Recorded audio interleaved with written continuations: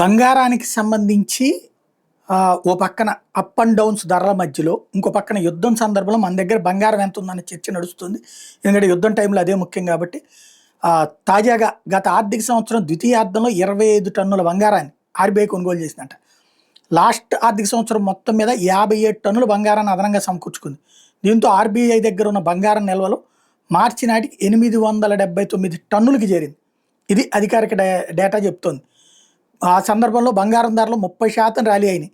గత 7 ఏళ్లలో ఆర్బీఐ అత్యధికంగా బంగారాన్ని గత ఆర్థిక సంవత్సరంలో కొనుగోలు చేసింది. అంతర్జాతీయంగా భౌగోళిక ఉద్రిక్తతలు పెరిగిపోయిన తరుణంలో సురక్షిత సాధనమైన బంగారానికి ఆర్బీఐ ప్రాధాన్యం పెంచామని చెప్పుకొచ్చింది. ఆర్బీఐ బంగారం నిల్వల్లో 512 టన్నులు స్థానిక ఖజానాల్లో ఉంటే 348 టన్నులు bank of England, bank of international settlements BIS దగ్గర, మరో 18 టన్నులు గోల్డ్ డిపాజిట్ రూపంలో ఉన్నాయి.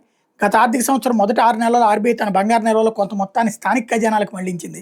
2024 మార్చి నాటికి స్థానిక నిల్వలు 408 టన్నులే ఉంటే 2024 మార్చికి ఇప్పుడు ఏకంగా 510 టన్నులకి చేరుకుంది.